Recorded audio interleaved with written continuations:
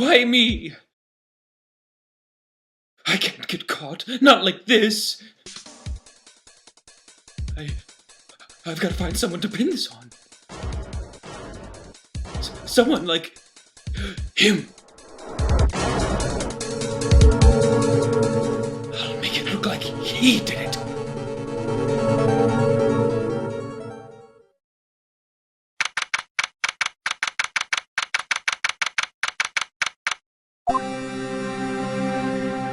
Boy, am I nervous.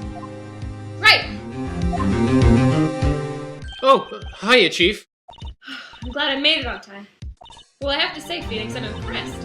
Not everyone takes on a murder trial right off the bat like this. Says a lot about you, and your client as well. Thanks. Actually, it's because I owe him a favor. Favor?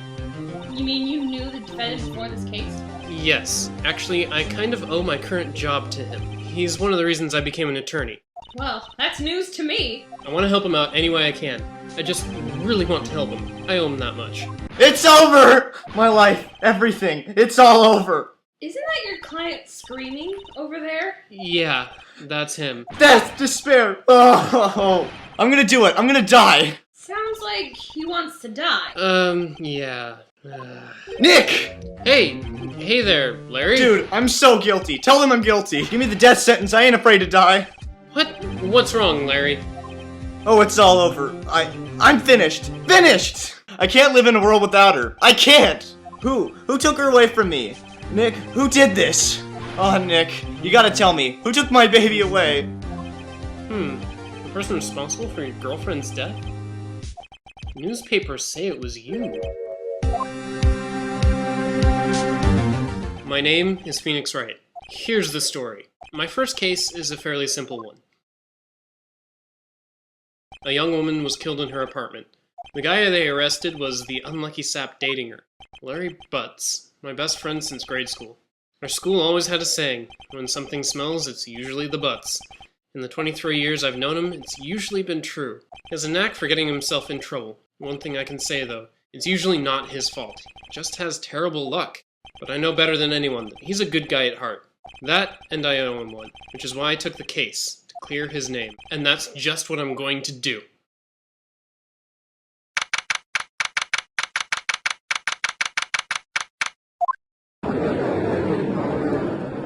The court is now in session for the trial of Mr. Larry Butts. The prosecution is ready, Your Honor. The defense is ready, Your Honor. Mr. Wright, this is your first trial, is it not? Yes, Your Honor. I'm, a little nervous. Your conduct during this trial will decide the fate of your client. Murder is a serious charge. For your client's sake, I hope you can control your nerves. Thank you, Your Honor. Mr. Wright, given the circumstances, I think we should have a test to ascertain your readiness. Yes, Your Honor. Hands shaking, fading. This test will consist of a few simple questions. Answer them clearly and concisely. Please state the name of the defendant in this case. The defendant? Well, that's Larry Butts, Your Honor. Correct! Just keep your wits about you and you'll do just fine. Next question. This is a murder trial. Tell me, what's the victim's name? Phew, I know this one. Glad I read the case report cover to cover so many times. It's... wait. Uh-oh. No way! I forgot! I'm drawing a total blank here. Phoenix, are you actually sure you're up to this? You don't even know the victim's name. Oh, the victim! Of course I know the victim's name. I, just forgot. Temporarily. Oh, I think I feel a migraine coming on. Look, the defendant's name is listed in the court record. Remember to check it often. Do it for me, please. I'm begging you. Let's hear your answer. Who is the victim in this case? The victim's name is Cindy Stone. Oh, correct! Now tell me, what was the cause of death? She died because she was... She was struck once by a blunt object. Correct. You've answered all my questions. I see no reason why we shouldn't proceed. You seem much more relaxed, Mr. Wright. Good for you. Thank you, Your Honor. Because I don't feel relaxed, that's for sure. Well then, first a question for the prosecution. Mr. Payne? Yes, Your Honor. As Mr. Wright just told us, the victim was struck with a blunt object. Would you explain to the court just what that object was? The murder weapon was this statue of the thinker. It was found lying on the floor, next to the victim! I see. The court accepts it into evidence. Right. Be sure to pay attention to any evidence added during the trial. That evidence is the only ammunition you have in court. Mr. Payne, the prosecution may call its first witness. The prosecution calls the defendant, Mr. Butts, to the stand. Chief, what do I do now? Pay attention. You don't want to miss any information that might help your client's case. You'll get your chance to respond to the prosecution later, so be ready. Let's just hope he doesn't say anything unfortunate. Uh-oh. Larry gets excited easily. This could be bad. Mr. Butts, is it not true that the victim had recently dumped you? Hey, watch it, buddy. We were great together. We were like Romeo and Juliet, Cleopatra, and Mark Anthony. Didn't they all die? I wasn't dumped. She just wasn't taking my phone calls or seeing me, ever. What's it to you, anyway? Mr. Butts, what you describe is generally what we mean by dumped. In fact, she had completely abandoned you and was seeing other men! She had just returned from overseas with one of them the day before the murder. What do you mean, one of them? Lies. All of it. Lies. I don't believe a word of it. Your Honor, the victim's passport. According to this, she was in Paris until the day before she died. Indeed, she appears to have returned the day before the murder. Dude. No way. The victim was a model, but did not have a large income. It appears that she had several sugar daddies. Daddies? Sugar? Yes, older men who gave her money and gifts! She took their money and used it to support her lifestyle. Dude! We can clearly see what kind of woman this Miss Stone was. Tell me, Mr. Butts, what do you think of her now? Right. I don't think you want him to answer that question. Yeah, Larry has a way of running his mouth in all the wrong directions. Should I? My client had no idea the victim was seeing other men. That question is irrelevant to this case. Ugh! Dude, Nick, what do you mean, irrelevant? That cheating she-dog? I'm gonna die. I'm just gonna drop dead. And yeah, and when I meet her in the afterlife, I'm gonna get to the bottom of this. Let's continue with the trial, shall we? I believe the accused's motive is clear to everyone. Yes, quite. Oh boy, this is not looking good. Next question! You went to the victim's apartment on the day of the murder, did you not? Well, did you? Or did you not? Well, maybe I did, and maybe I didn't. Uh-oh, he went. What do I do? I know, I'll send him a signal. Tell the truth. Yeah, I was there. I went. Order! Well, Mr. Butts? Dude, chill. She wasn't home, man. So, like, I didn't see her. Your Honor, the defendant is lying! Lying? The prosecution would like to call a witness who can prove Mr. Butts is lying. Well, that simplifies matters. Who is your witness? The man who found the victim's body just before making the gruesome discovery. He saw the defendant fleeing the scene of the crime! Order! Order in the court! Mr. Payne, the prosecution may call its witness. Yes, Your Honor. This is bad. On the day of the murder, my witness was selling newspapers at the victim's building. Please bring Mr. Frank Sawit to the stand. Mr. Sawit, you sell newspaper subscriptions. Is this correct? Oh, yes. Newspapers, yes. Mr. Sawit, you may proceed with your testimony. Please tell the court what you saw on the day of the murder. I was going door to door selling subscriptions when I saw a man fleeing an apartment. I thought he must be in a hurry because he left the door half open behind him. Thinking it strange, I looked inside the apartment and I saw her lying there. A woman, not moving, dead. I quailed in fright and found myself unable to go inside. I thought to call the police immediately. However, the phone in her apartment wasn't working. I went to a nearby park and found a public phone. I remember the time exactly. It was 1:00 p.m. The man who ran was, without a doubt, the defendant sitting right over there. Larry, why didn't you tell the truth? I can't defend you against a testimony like that. Incidentally, why wasn't the phone in the victim's apartment working? Your Honor, at the time of the murder, there was a blackout in the building. Aren't phones supposed to work during a blackout? Yes, Your Honor. However, some cordless phones do not function normally. The phone that Mr. Sawit used was one of those. Your Honor, I have a record of the blackout for your perusal. Now, Mr. Wright, Yes! Yes, Your Honor. you may begin your cross-examination. Cross-examination, Your Honor? Alright, Wright, this is it. The real deal. What exactly am I supposed to do? Why, you expose the lies in the testimony the witness just gave. Lies? What? He was lying? Your client is innocent, right? Then that witness must have lied in his testimony. Or is your client really guilty? How do I prove he's not? You hold the key. It's in the evidence. Compare the witness's testimony to the evidence at hand. There's bound to be a contradiction in there. First, find contradictions between the court record and the witness testimony. Then, once you found the contradicting evidence, present it and rub it in the witness's face. Okay. Objection! You found the body at 1 p.m., you're sure? Yes, it was 1 o'clock p.m. for certain. Frankly, I find that hard to believe. Your statement clearly contradicts the autopsy report. The autopsy notes the time of death sometime after 4 p.m. There's no body to find at 1 o'clock p.m. How do you explain this 3-hour gap? Oh, that, This is trivial! The witness merely forgot the time! After his testimony, I find that hard to believe. Mr. Sawit, why were you so certain that you found the body at 1 p.m.? Gee, that's a really good question. Great job, Wright. Way to put him on the spot. That's all you have to do. Point out contradictions. Lies always beget more lies. See through one, and their whole story falls apart. Wait! I remember now. Would you care to give your testimony again? You see, when I found the body, I heard the time. There was a voice saying the time. It was probably coming from the television. Oh, but it was 3 hours off, wasn't it? I guess the victim must have been watching a video of a taped program. That's why I thought it was 1 p.m. Terribly sorry about the misunderstanding. I see. You heard a voice saying the time on a taped program. Mr. Wright, you may cross-examine the witness. Right. You know what to do. I've got this one. Objection!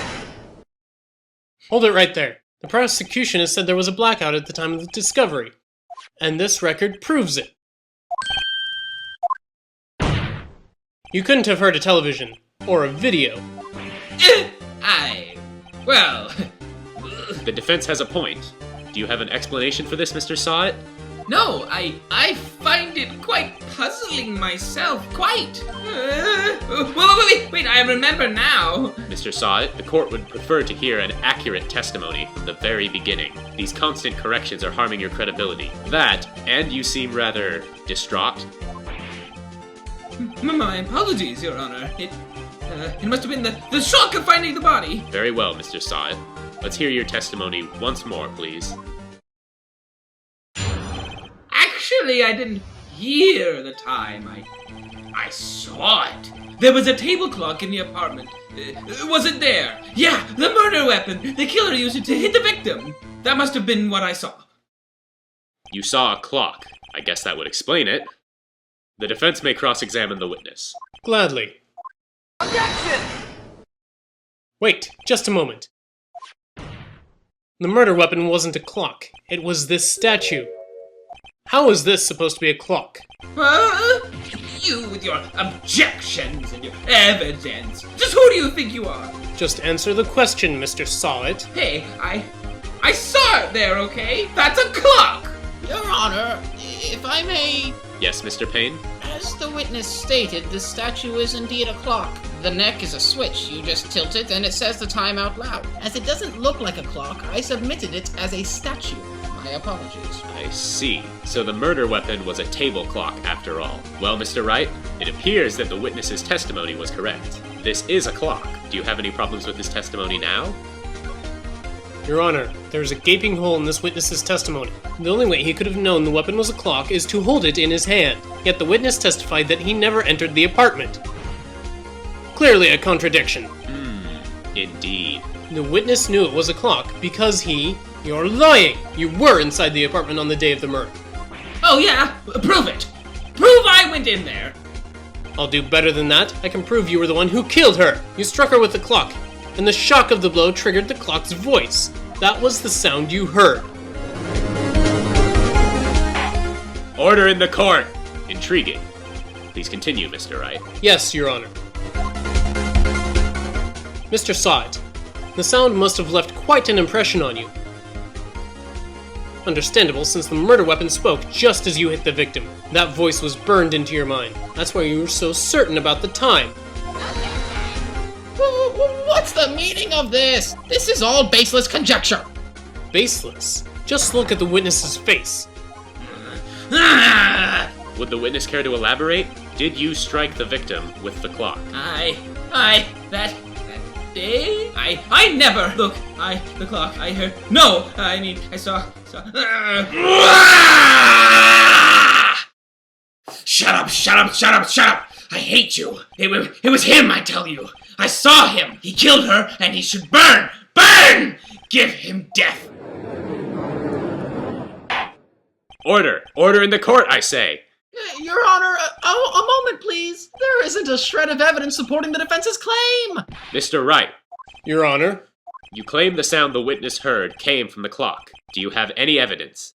the whole case is riding on this. I'd better think it through carefully. Yes, Your Honor. The sound Mr. Sott heard was definitely this clock. Let's sound the clock now, here in the court. Your Honor, may I have the clock? I ask the court to listen very carefully. I think it's 8:25. That certainly is a strange way to announce the time. Well, he is the thinker, after all. So we've heard the clock. What are your conclusions, Mr. Wright? Mr. Payne, can you tell me what time it is now? It's 11:25. As you can see, this clock is exactly 3 hours slow. Precisely the discrepancy between what Mr. Sott heard and the actual time of death. So, Mr. Sott, try to talk your way out of this one. You forgot one thing. Uh-oh, what's he talking about? While it may seem like that clock is running 3 hours slow, it proves nothing! How do you know it was running 3 hours slow on the day of the murder? If you can't prove that, you don't have a case. He's right. How am I going to prove that? Damn it, I was so close. Mr. Wright, it seems you lack the critical evidence to support your claim. Yes, Your Honor. This means I cannot let you indict the witness. Unfortunately, this ends the cross-examination of Mr. Frank Sott. I come all the way down here to testify, and look what happens. They treat me like a criminal. A criminal! You lawyers are all slime. I almost had him. Sorry, Larry. I failed you. There's nothing I can do about it now. Not so fast, Mr. Sott. Chief. Listen up, Wright. Don't throw this one away. Not like this. Think. But, Chief, it's over. I can't prove the clock was slow the day of the murder. Nobody can prove that. Well, yes. But that doesn't mean you can't still win. Try thinking out of the box. Don't waste time doubting the facts. Assume the clock was 3 hours slow and think it through. Ask yourself, why was the clock 3 hours slow? Figure out the reason, and you'll have your proof, right? Right? Can you think of a reason as to why the clock be 3 hours slow? Wait, maybe I can prove it. You must have evidence somewhere that can prove it, right? Find it and let them have it. Well, Mr. Wright, you say the clock was already running slow on the day of the murder. Have you found evidence to support this claim? Of course. There's a piece of evidence in my court record that can prove my claim beyond a doubt. Ha! Tough words. Let's see you pull this one off. Let's see this evidence that proves why the clock was running slow. The victim had just returned home from abroad the day before the murder. As we all know, the time difference between here and Paris is 9 hours. When it's 4 p.m. here, it's 1 a.m. the next day there. The clock wasn't 3 hours slow, it was 9 hours fast. The victim hadn't reset her clock since returning home. That's why the time you heard when you struck her dead in the apartment was wrong. Proof enough for you, Mr. Sott? Or should I say, Mr. Did It?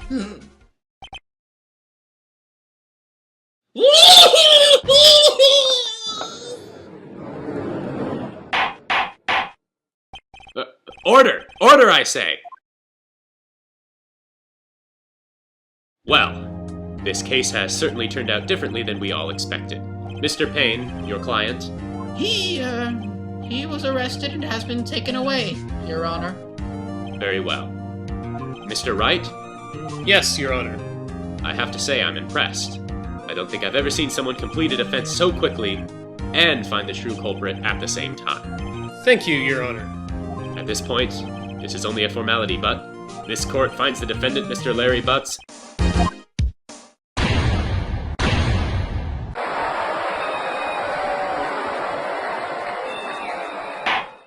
And with that, the court is adjourned.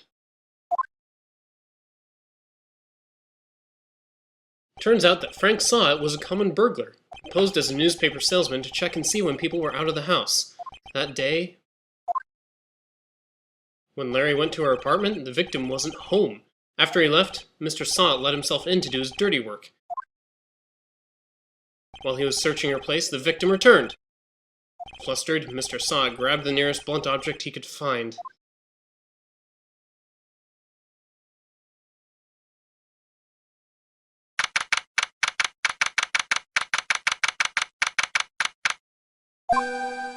Phew, I still can't believe we won.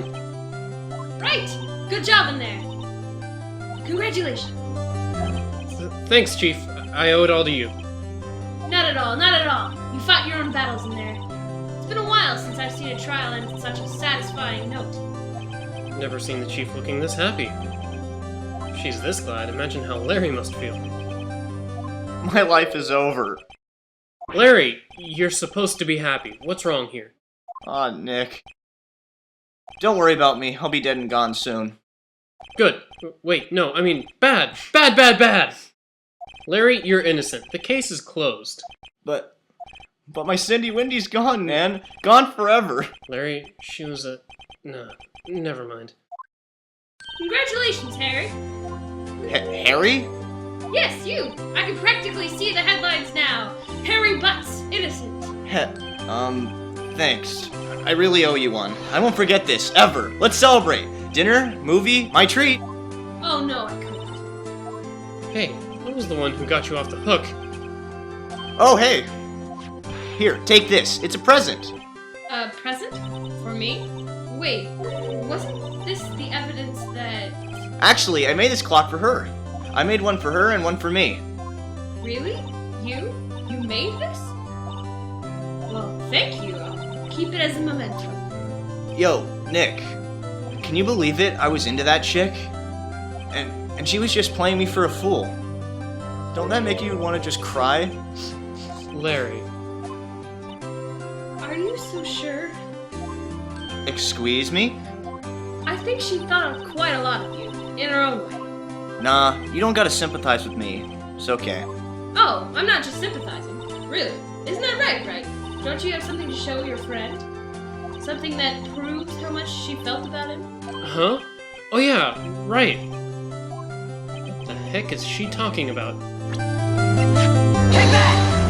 Check this out, Larry. Proof positive you weren't just some chump to her. Huh? Where'd you get that clock? This is the clock you made for her, Larry. She took it with her when she traveled. She just probably needed a clock, that's all. You think so? It's a pretty heavy clock to take traveling. Well, make of it what you will. Hey, Nick. I'm glad I asked you to be my lawyer. Really, I am. Thanks. Hope that made him feel a little better. Right? I hope you see the importance of evidence now. Also, hopefully you realize things change depending on how you look at them. People, too. We never really know if our clients are guilty or innocent. All we can do is believe in them. And in order to believe in them, you have to believe in yourself. Right? Listen. Learn. Grow strong. Never let go of what you believe in. Never. Well, I think our work here is done. Shall we be off? Yeah, I guess so. Say, how about a dinner on me? We'll drink a toast to the innocent Butts. Yeah. Oh, speaking of Harry, you were saying part of why you became a lawyer was because of him. Yeah. Part, at least. You'll have to tell me more about it sometime. Maybe over drinks? And so, my first trial came to a close. Larry slapped me on the back and said, "Gee, Nick, it's good to have friends. but I'm pretty sure he's not going to pay me, unless you count that clock he gave me. I didn't know it then. But that clock was soon going to be the center of another incident. My promise to tell the chief about me and Larry would be one promise that I wouldn't be able to keep.